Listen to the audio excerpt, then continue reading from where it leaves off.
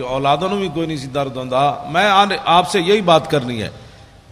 حضور نے گھوڑا روکا, سعد بن معاذ کی امی جان جب قریب آئیں تو عمیر بن معاذ میدان احد میں شہید ہو گئے. تو میرے آقا و مولا نے جب ان سے تعزیت کرنا چاہی تو انہوں نے آگے سے جواب کیا دیا, یا رسول اللہ میں اپنے بیٹے کے لیے نہیں آئی, میں بیٹے کے لیے نہیں آئی, میں نے تو سنا تھا آپ پر حملہ ہو گیا, میں تو آپ کو دیکھنے کے لیے آئی. ظلمت ستم نو ایش جانن, بیٹے کی لاش پڑی ہو اور ماں کو آنسو بھی نہ آئے اور ماں تعزیت بھی قبول نہ کرے. ظلمت ستم نو ایش جانن. حضرت ام عامر میدان احد کی طرف آ رہی ہیں, صحابہ نے کہا آپ کے ابا جی شہید ہو گئے, فرمایا پیچھے ہٹو حضور دکھاؤ. پتہ نہیں آج کی عورتوں کے دل نازک کیسے ہو گئے. فرمایا حضور تو سلامت ہے. پھر آگے آئیں, صحابہ نے کہا کہ آپ کے تو شوہر بھی شہید ہو گئے, فرمایا پیچھے ہٹو حضور دکھاؤ. پھر آگے آئیں, صحابہ نے کہا آپ کا تو بیٹا بھی شہید ہو گیا, فرمایا پیچھے ہٹو حضور دکھاؤ. ما فعل رسول اللہ, حضور کا بتاؤ. آگے آئیں, پھر کہا کہ آپ کا تو بھائی بھی شہید ہو گیا. ظلمت ستم نو ایش جانن, جڑے جام وصال دا پیوندے نے. ظلم ستم جو مرضی ہو جائے, جب رسول اللہ کو دیکھا تو فاخذت بناحیت ثوبہ فقالت لا ابالی اذا سلمت من عتبہ. حضور مجھے راستے میں پتہ چل چکا میرے چاروں رشتے چلے گئے, لیکن آپ جو موجود ہیں, کل مصیبت بعدک جلل. ظلمت ستم نو ایش جانن, جڑے جام وصال دا پیوندے نے. میری پنجابی سمجھ آئی کوئی نہیں؟ ہاں, پنجابی میں نے اس لیے آپ کو یہ دو واقعے سنائے تاکہ میری پنجابی سمجھ آ جائے آپ کہ پیر نیک عالم شاہ صاحب نے وہاں کہاں جا کر بات کی. ظلمت ستم نو ایش جانن, جڑے پیوندے نے, جڑے نسدے آفتاں آئیاں تھی. ظلم دے حالات نہیں ٹھیک, جو یہ دیکھ کر بھاگ جائیں وہ جھوٹ بولتے ہیں ہمیں حضور سے عشق ہے. جڑے نسدے آفتاں آئیاں تھیں, جھوٹا عشق دا دم مریم دے نے, سر کپ کے تلی تے رکھ لیندے. اللہ اکبر, اللہ ساری جانا ہوتا ہے نا. تو پھر نیک عالم شاہ صاحب کہتے ہیں حضور کے عاشق یہ پہلے جو ہے نا اسے کاٹ کر ہتھیلی پر رکھ لیتے ہیں. یہ لینا ہے تو یہ تو پہلے موجود ہے, بتاؤ اور کیا لینا ہے. سر کپ کے تلی تے رکھ لیندے, جڑے عشق دا راہ نہ پیوندے نے. یہ میں نے 2-3 باتیں آپ حضرات کے سامنے اس لیے کی تاکہ آپ سمجھیں کہ میں بات کیا کرنے لگا ہوں.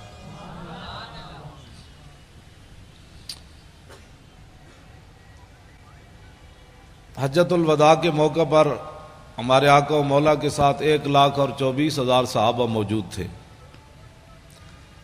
مولانا غلام غوث بغدادی صاحب, میں نے اس دفعہ نئی بات پڑھی ہے منگولوں کے کتوں کے بارے میں رمضان شریف میں. پہلے تو میں کہتا تھا نا وہ رسی کے ساتھ باندھا ہوا تھا, اب میں نے پڑھا کہ وہ زنجیر کے ساتھ باندھا ہوا تھا. زنجیر کے ساتھ باندھا ہوا تھا جب پادری نے حضور کے خلاف بات کی. رسی توڑنی آسان ہے, زنجیر توڑنا مشکل ہے.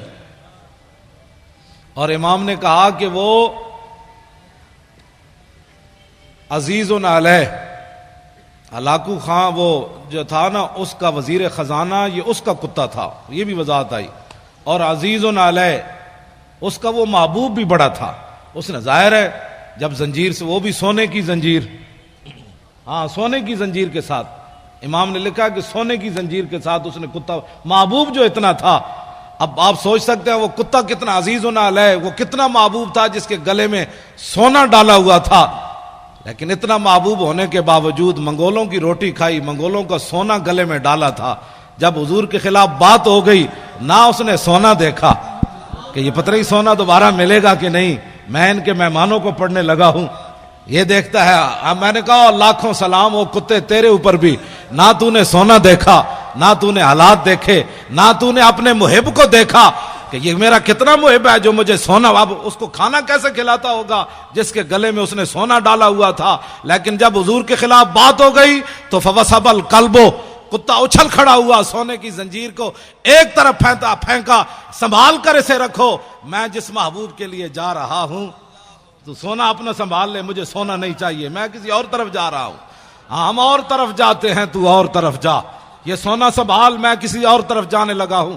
سونا اس کے سپرد کیا اور چھلانگ لگا کر پادری جو حضور کے خلاف بات کر رہا تھا اسے خشم اس کے منہ پر تھپڑ مارا، فرمایا ہوش کر، میں کتا ہو کر بھی نہ سونے کو دیکھا، نہ حالات کو دیکھا، نہ مجمع کو دیکھا، جانتا ہے میں جن پر پہرا دے رہا ہوں وہ کون ہے؟ جن کے صدقے مجھے بھی وجود ملا۔ نعرہ تکبیر، نعرہ رسالت، لبیک لبیک لبیک یا رسول اللہ، لبیک لبیک لبیک یا رسول اللہ، لبیک لبیک لبیک یا رسول اللہ۔ توجہ، جا کر اس کو تھپڑ مار دیا، کہا کہ تو حضور کے خلاف بات کرتا ہے، اور فتویٰ بھی کسی سے نہیں پوچھا، مشورہ بھی نہیں کیا، میٹنگ بھی نہیں کی، میٹنگ بھی پہلے نہیں کی، دعوت بھی نہیں دی، اور یہ بھی بلایا بھی نہیں، تو وہ تو باندھا ہوا تھا وہ سونے کے ساتھ، جو سونا جس کے گلے میں تھا وہ کھاتا کیا ہوگا؟ دودھ کھاتا ہوگا، مکھن، دودھ پیتا ہوگا، مکھن کھاتا ہوگا اور شہد کھاتا ہوگا، ظاہر ہے وہ ہلاکو خان کے وزیر کا کتا تھا، تو وہ کیسا وہ اس نے، لیکن اس نے جا کر تھپڑ مار دیا، اس نے کہا تو جانتا ہے، مجھے پتا ہے میں کتا ہو کر بھی میں جان گیا تو کن کے خلاف بات کر رہا ہے۔ کتے کو بھی سمجھ آ گئی گستاخی کیا ہوتی ہے۔ کلمہ پڑھنے کے بعد علماء سے پوچھے یہ کیسے ہو گیا، گستاخی کیا ہوتی ہے؟ میں نے کہا کتے نے کسی سے فتویٰ پوچھا؟ تو کلمہ پڑھنے کے بعد تجھے پتہ نہیں ہے کہ حضور کی عزت کا مسئلہ کتنا حساس ہے؟ تو فتوے پوچھتا ہے لوگوں سے؟ کتے کو سمجھ آ گئی، تجھے 5 سال سمجھ نہیں آئی کہ حضور کی عزت کے قانون کو اس نے کالا کہا؟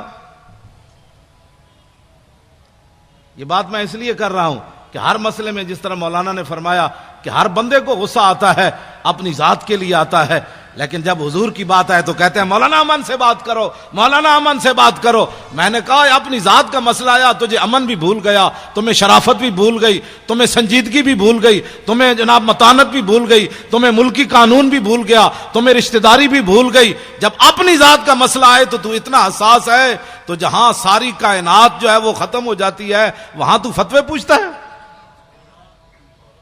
اور وہاں تو کہتا ہے مولانا اتنی سخت بات نہیں ہونی چاہیے۔ تو بتا نا پھر کیا ہونا چاہیے، تو بتا پھر کیا ہونا چاہیے۔ توجہ، میں بات اگلی کرنے لگا ہوں، بولی نہیں بدلتی، ہاں بولی نہیں بدلتی۔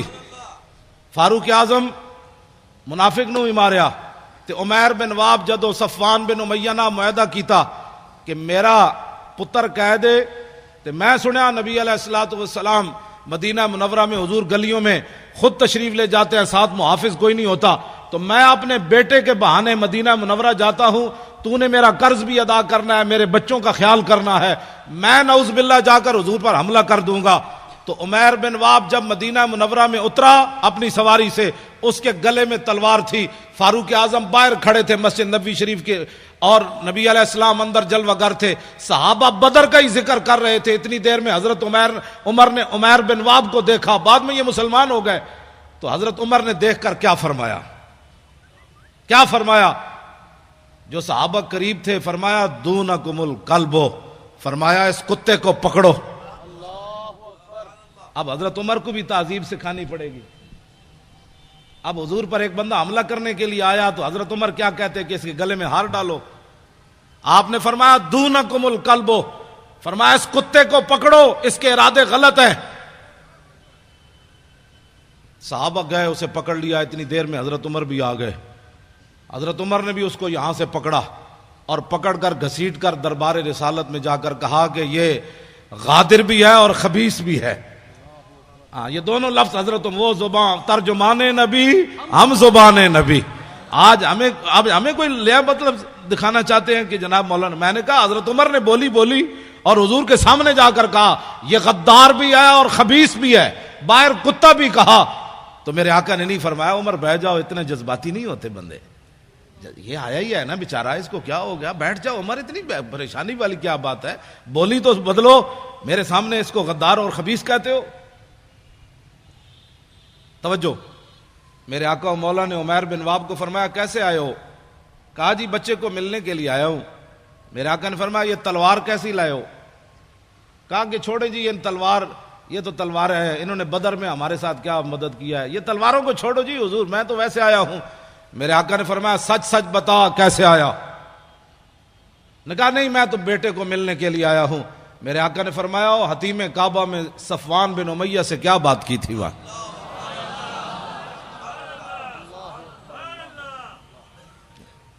اسی وقت عمیر بن وہب کہنے لگے اشہد انک رسول اللہ وانک صادق، میں گواہی دیتا ہوں آپ اللہ کے رسول ہیں، میں گواہی دیتا ہوں۔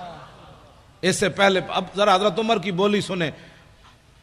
ہماری محبت اور دشمنی کا معیار یہی ہے جو ترجمان نبی ہم زبان نبی۔ کتاب المغازی میں علامہ واقدی نے لکھا، فرمایا حضرت عمر فرمانے لگے کہ انہو،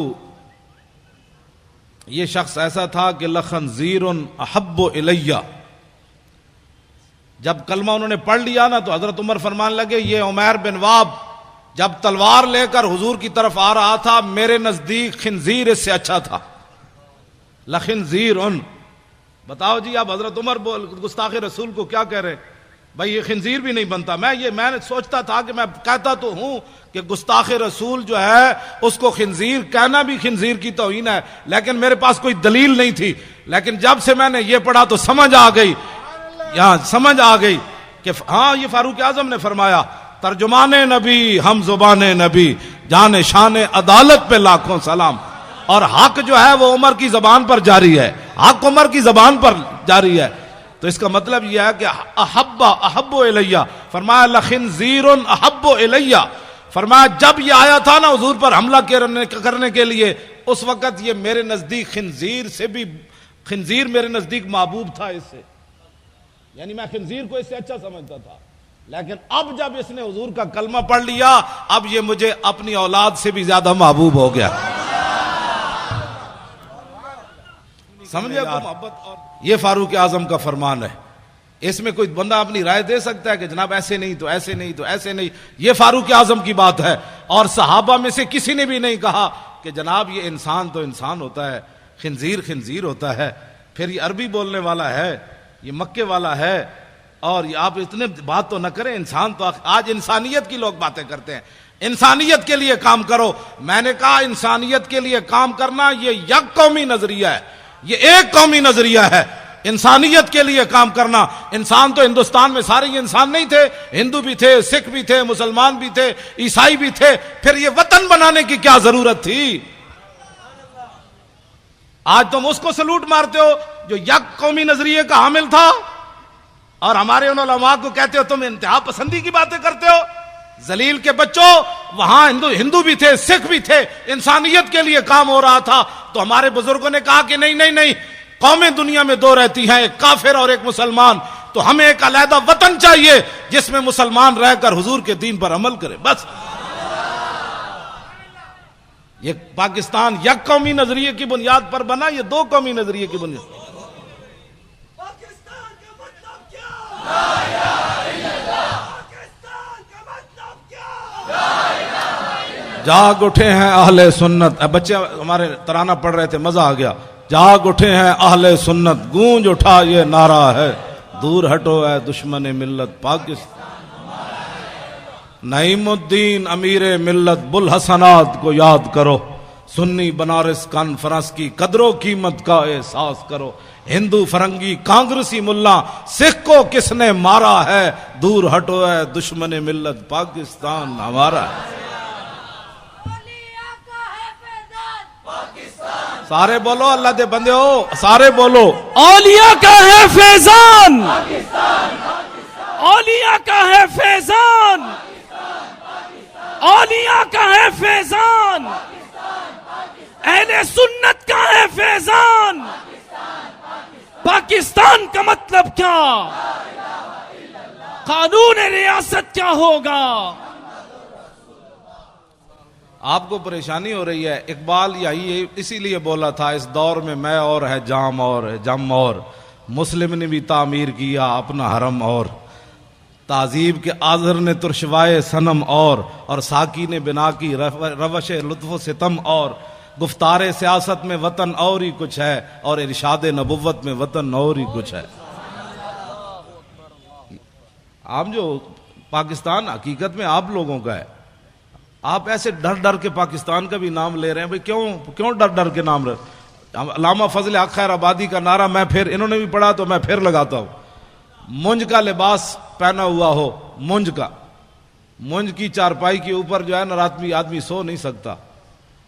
چادر بھی بچھی ہو تو سو نہیں سکتا. لباس انسان نے پہنا ہوا ہو اور مٹی کے ٹوکرا سر پر ہو اور زہر جیسا پانی پیا ہو اور تنبے جیسی غذا کھائی ہو, پھر بھی مٹی اٹھا کر نہ اللہ کا شکوہ کرے نہ رسول. اتنا بڑا شہزادہ, اتنا بڑا علامہ, اور مٹی کے ٹوکرے اٹھا کر بھی انگریزوں کو یہ بتائے تم کیا سمجھتے ہو کہ یہ میں پچھتا گیا ہوں, میں واپس لے لوں گا فتویٰ. آپ نے فرمایا نہیں, لبے بام بھی پکارا, سرے دار بھی صدا دی, میں کہاں کہاں پہنچا تیری دید کی لگن میں. ہمارے بزرگوں نے 1857 کے اندر ہمارے بزرگ داڑیاں منڈا کر بھاگا کوئی نہیں.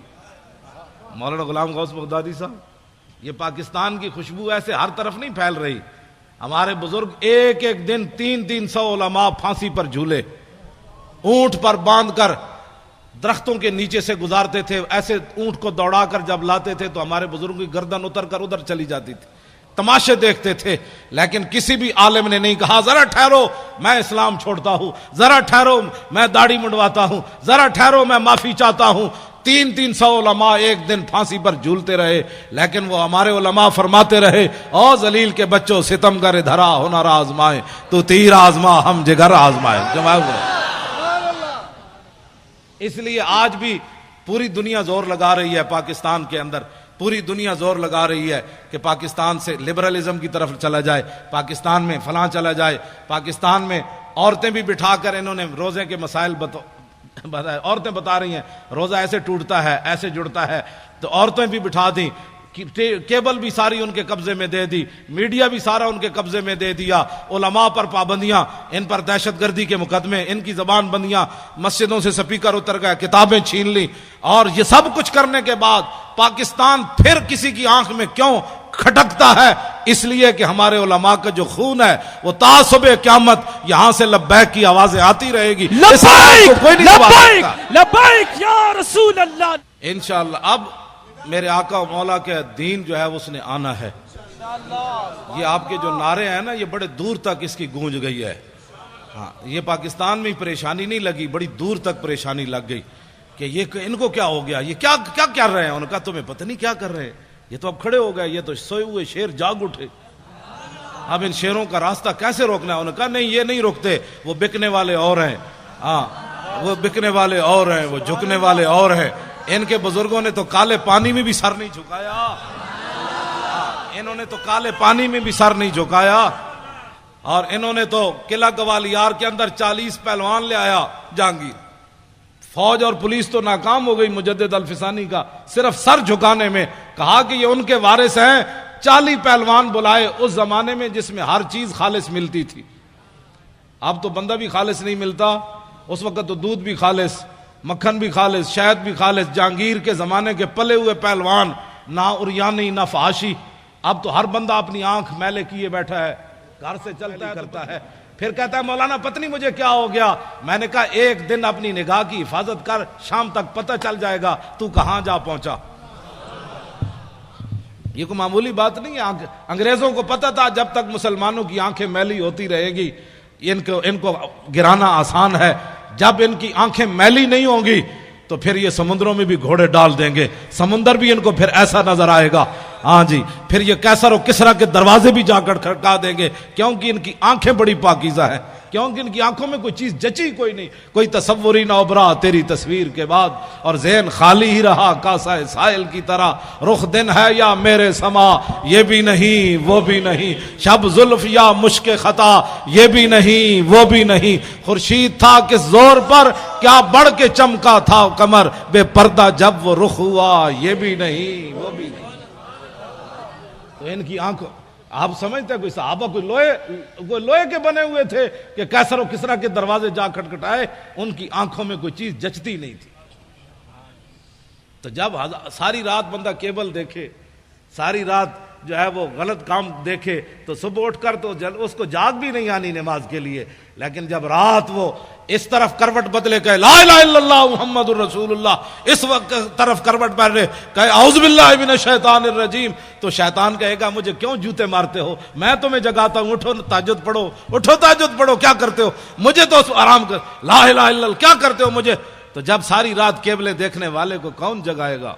اس کو کیا پتا شرم و حیا کس بات کا نام ہے، اسے کیا پتا غیرت نام کس چیز کا نام ہے۔ تو اس واسطے یہ ساری چیزیں اب بند کرنی پڑیں گی، اب ایک ہی طرف چلنا ہے، لبیک کی طرف۔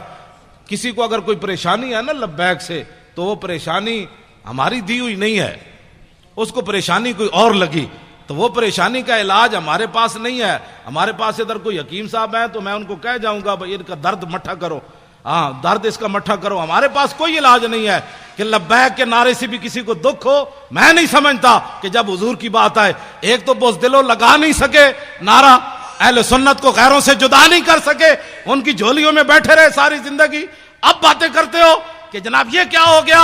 ہم اہل سنت و جماعت کی انفرادی تشخص بحال کر کے 24 کلومیٹر ہم نے ان کو آنسو گیس کھلایا، آنسو گیس کھلانے کے بعد ربڑ کی گولیاں کھائیں، پھر 4 دن بھوکے رہ کر بھی 4 فٹ بلند ہو کر زمین سے کہتے تھے لبیک یا رسول اللہ، لبیک لبیک لبیک یا رسول اللہ، لبیک لبیک لبیک یا رسول اللہ، لبیک یہ منظر ہم نے پیدا کیا۔ رسول اللہ، لبیک لبیک لبیک یا رسول اللہ، لبیک لبیک لبیک یا رسول اللہ، لبیک لبیک لبیک یا رسول اللہ، لبیک یا رسول اللہ، لبیک لبیک لبیک یا رسول اللہ، لبیک لبیک لبیک یا رسول اللہ، لبیک لبیک لبیک یا رسول اللہ، لبیک لبیک لبیک یا رسول اللہ، لبیک لبیک لبیک یا رسول اللہ، لبیک لبیک لبیک لبیک یا رسول اللہ۔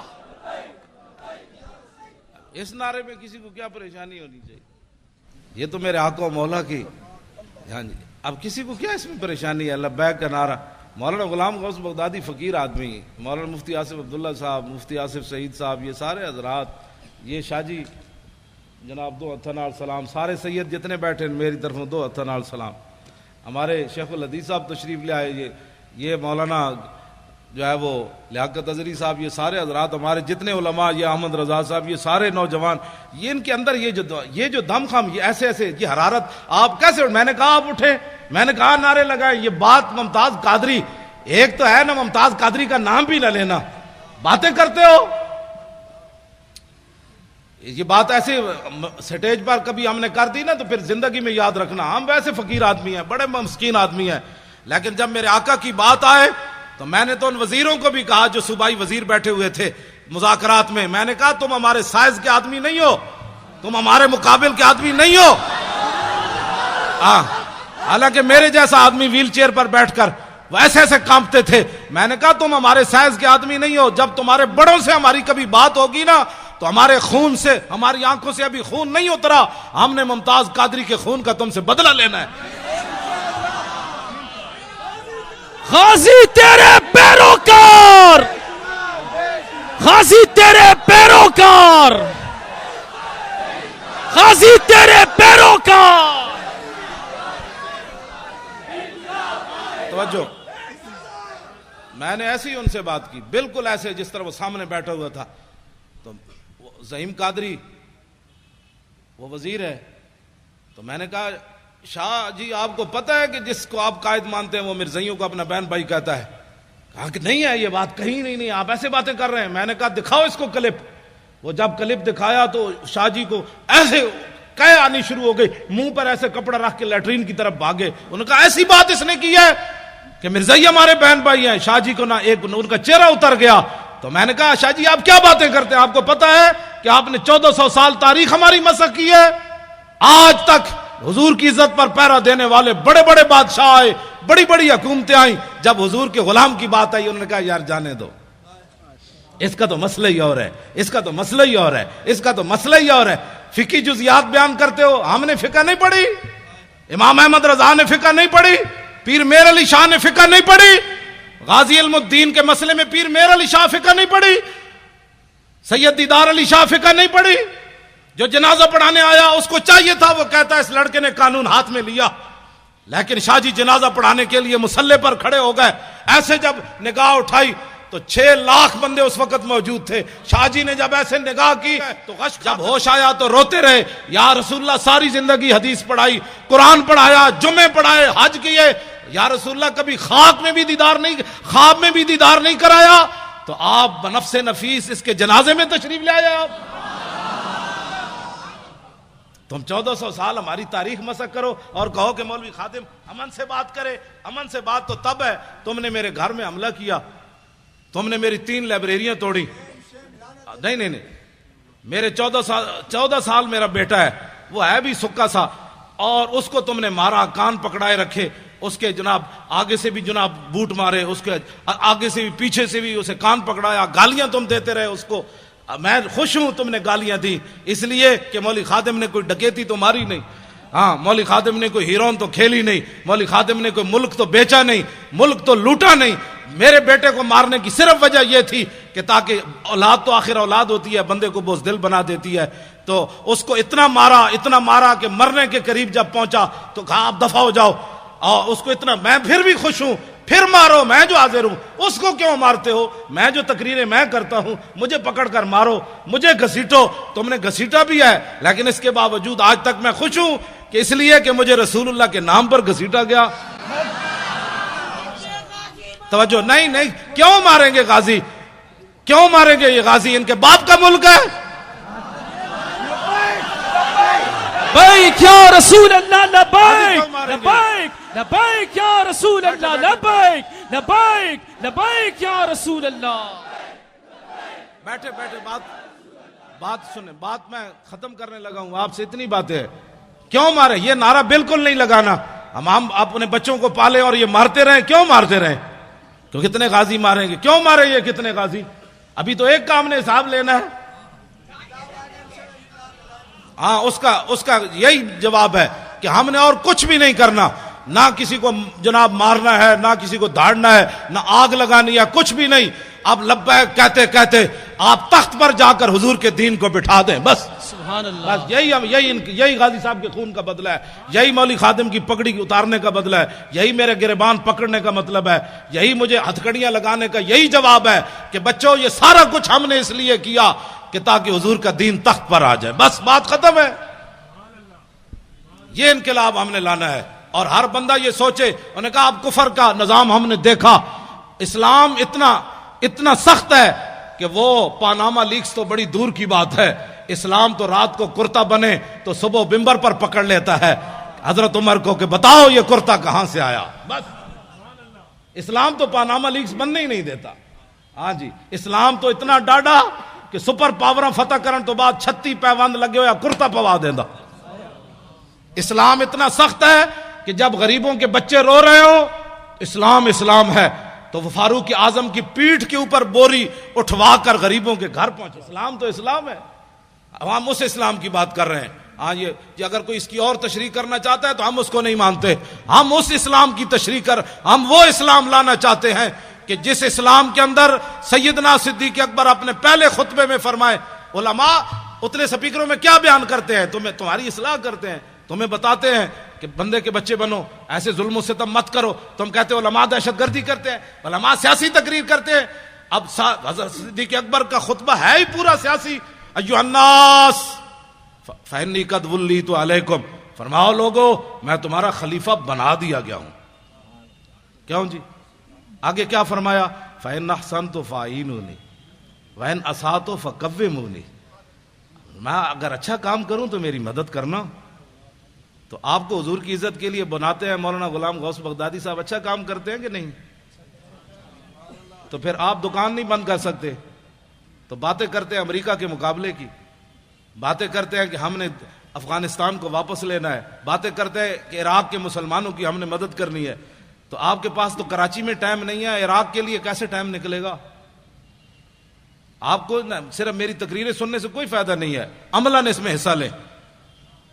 میرے گھر کی ہر چیز انہوں نے الٹا دی، وہ ہماری بسترے جو تھے پڑے ہوئے پیٹیوں میں وہ بھی باہر نکال کر پھینکے، انہوں نے کہا اس میں اسلحہ رکھا ہوا ہے۔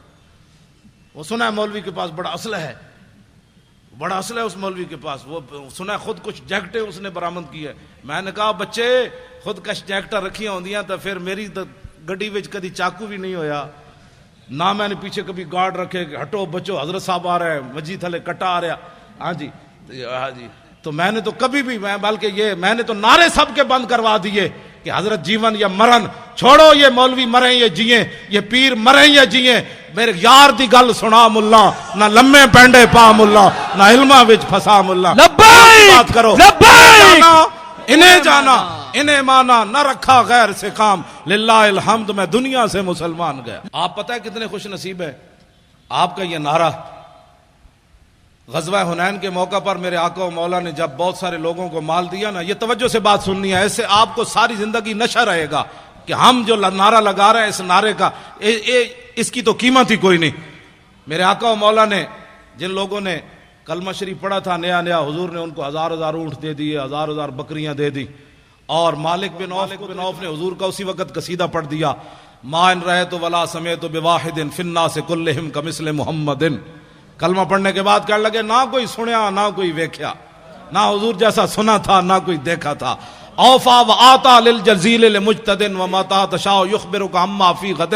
فرمایا رسول اللہ اتنا دیتے ہیں اپنے ماننے والوں کو، اتنا دیتے ہیں کہ بعد میں فقر کبھی زندگی بھی آ نہیں سکتا، غریبی آ نہیں سکتی۔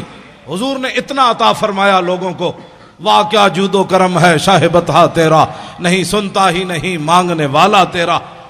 میں نے ملک ریاض، ادھر بھی بیریا ٹاؤن بن رہا ہے، میں نے ملک ریاض لاہور ملک ریاض کو کہا، میں نے کہا ملکہ اور پلاٹ بیچ کر بیریا دسترخوان لگانا اور ہے، اور غزنی سے چل کر بھاٹی چوک میں بغیر پلاٹ بیچے لوگوں کو روٹی کھلانا اور ہے۔ سید حجویر مخدوم امم اور مرکد او پیر سنجر راہ حرم اور خاک پنجاب از دم او زندہ گشت، صبح ماز میرے او تابندہ گشت، بند ہائے کو سار اساں گسیخت، در زمین ہند تخم سجدہ ریخت۔ بابا جی داتا علی حجویری بغیر پلاٹ بیچے روٹی مل رہی ہے۔ تو پھر یہ ٹھنڈا ہو گیا، یہ میں کہا پلاٹ بیچ کر روٹی دینا کیا مسئلہ ہے، اس کا 20,000 اس کا کاٹ لیا، 50 لاکھ اس کا کاٹ لیا۔ ہاں جی، اور جائے ہو حلالی، داتا صاحب کی بارگاہ میں پیش ہونے والا بندہ ہو حلالی اور عقیدت سے چڑھے، صرف سیڑھیاں چڑھ کر اوپر جائے، سیڑھیوں پر ارادہ کر لے کہ میں نے مٹھائی کھانی ہے، میں نے حلوہ کھانا ہے، بریانی کھانی ہے، پکوڑے کھانے ہیں، جو ارادہ کر کے چڑھے، ابھی داخل داتا صاحب کے درگاہ پر نہیں ہوا، پیچھے سے بندہ آ جائے گا، یہ بریانی کھانی ہے؟ کون دیتا ہے دینے کو منہ چاہیے، دینے والا ہے سچا ہمارا نبی، جن کے تلووں کا دھومن ہے آب حیات، ہے وہ جانے مسیحا ہمارا نبی۔ ہوئے پہلی شرط جب میں پڑھتا تھا نا 1981 میں، تو اس وقت یہ داتا صاحب کا کمپلیکس نہیں، وہ تو بہت آگے تھی جگہ، وہاں دودھ کی سبیل لگتی تھی، تو میں نے ایسے سردیاں تھی چادر کی ہوئی تھی، طالب علم تھا، تو بہت لمبی لائن، اور جو لائن سے ادھر ادھر ہوتا پولیس والے اس کو ڈنڈے سے اس کی خود مرمت کرتے تھے، دودھ کی لائن جو لگی ہوئی تھی۔ تو میں دور ہٹ کے نہ کھڑا ہو گیا ایسے کر کے، ابھی تو اس وقت مجھے اتنی ہوش بھی نہیں تھی، میں نے کھڑے ہو کر کہا، میں نے کہا جی آپ اتنے بڑے شہنشاہ ہوتے طالب علم تے تسی سانو بھی ڈنڈے مروا کے دودھ پیوانا ہے، میں دودھ کوئی نہیں پینا، دودھ میں تاں پینا ہے میں نے خود پولیس والے لے جان دودھ پیوان۔ یہ 1981 کی بات ہے، اور مجھے اتنی ہوش بھی اس وقت اتنا تھا کہ داتا ہے، گنج بخش فیض عالم مظہر نور خدا، نا کے سارا پیر کامل کاملارا رہنما۔ میں دور ہٹ کے کھڑا تھا اور منظر دیکھ رہا تھا ڈنڈے کیسے پڑ رہے ہیں، ایک تھوڑا سا ایسے ہوتا پولیس والے 2-4 اس پر جھپٹ پڑتے، سیدھے ہو جاؤ۔ تو میں نے کہا اتنے ڈنڈے کھانے کے بعد میں دودھ نہیں پیوں گا، بالکل دودھ پلانا، ایک طالب علم ہوں، پردیسی ہوں، غریب الوطن ہوں، مسافر ہوں، حضور کے دین کا جو ہے وہ مہمان ہوں، تو مجھے پولیس والے پکڑ کر خود لے جائیں تو پھر میں دودھ پیوں گا۔ اللہ کی قسم اٹھا کر کہتا ہوں، ایک پولیس والا میں بالکل تنہا